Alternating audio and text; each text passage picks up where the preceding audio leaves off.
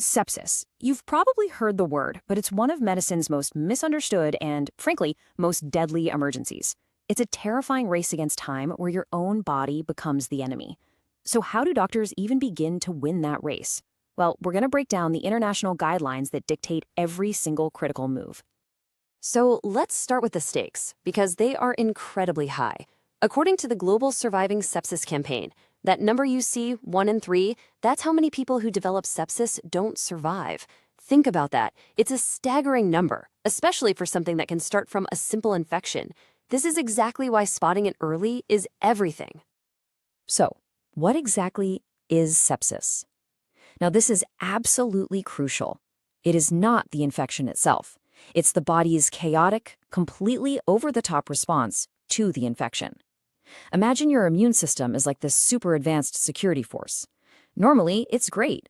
But with sepsis, that force doesn't just fight the bad guy. It goes totally haywire and starts attacking your own body, your own organs. It's a friendly fire catastrophe.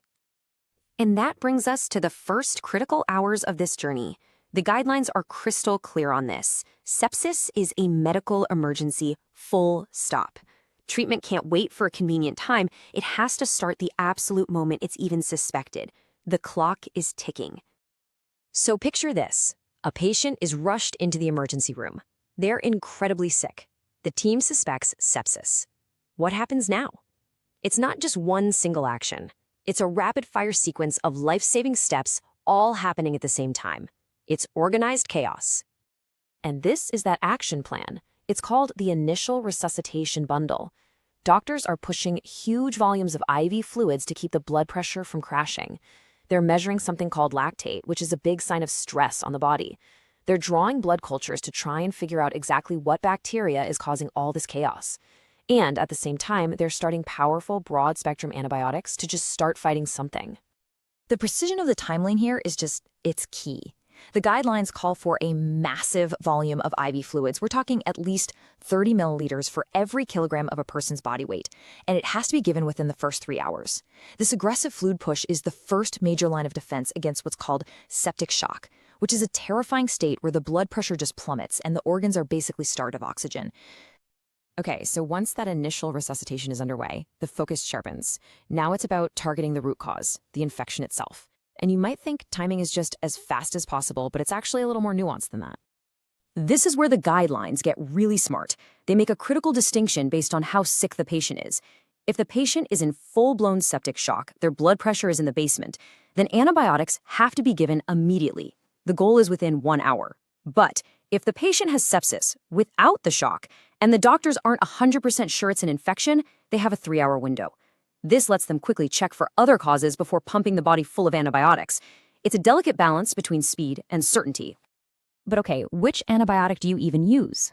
This is where doctors have to play detective. They look at the patient's history. Have they been in a hospital recently? Have they had powerful IV antibiotics before? All these clues point to whether they might be fighting a superbug. And if they are, the protocols say you hit it hard, with 2 different powerful antibiotics at once.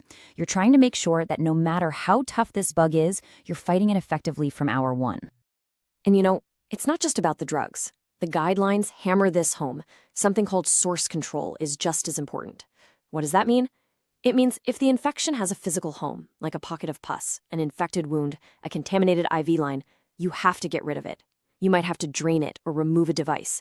Without that, the antibiotics might just be fighting a losing battle. All right, with fluids going in and antibiotics on board, the focus shifts yet again. Now the battle is all about supporting the patient's body against the storm of its own immune system, a storm that can lead to catastrophic organ failure. In septic shock, the number 1 code red threat is circulatory collapse. The body's blood vessels just relax and widen so much that even with liters and liters of IV fluid, the blood pressure completely crashes. And that is a direct, immediate threat to every single organ in the body. So to fight this, doctors use these powerful drugs called vasopressors. They literally squeeze the blood vessels to force that blood pressure back up. And they have a very specific target in mind, a mean arterial pressure, or MAP, of at least 65. You can think of MAP as the average pressure that's pushing blood to all your vital organs. If it drops below 65, your brain and your kidneys, they're just not getting what they need to survive. So which drug do they reach for first? The international guidelines are incredibly clear on this. The go-to weapon, the first choice to support blood pressure in septic shock, is norepinephrine. Other drugs might get added to the mix later, but norepinephrine is the undisputed starting player on the team. Just surviving those first few hours and days of sepsis, it's a monumental victory. But for so many people, the fight is far from over.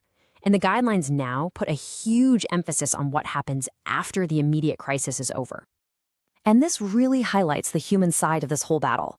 The guidelines now strongly recommend talking about goals of care and prognosis with patients and their families.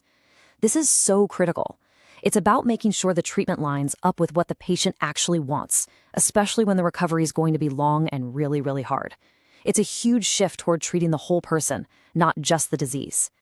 Because for so many survivors, leaving the hospital, that's just the beginning of a whole new battle. They face something called post-sepsis syndrome. It's this awful mix of long-term physical weakness, cognitive issues like brain fog, and really deep emotional challenges, PTSD, anxiety, you name it. Recognizing this, the guidelines now say every survivor should be assessed for these issues, finally acknowledging that real recovery happens long, long after they've been discharged. And this brings us to the future. The guidelines themselves are already pointing toward things like AI and machine learning as tools that could help us detect sepsis earlier. So the final question really is, will technology finally give us the edge we need in this relentless, brutal race against time? Answering that, well, it remains one of the most critical challenges in all of medicine today.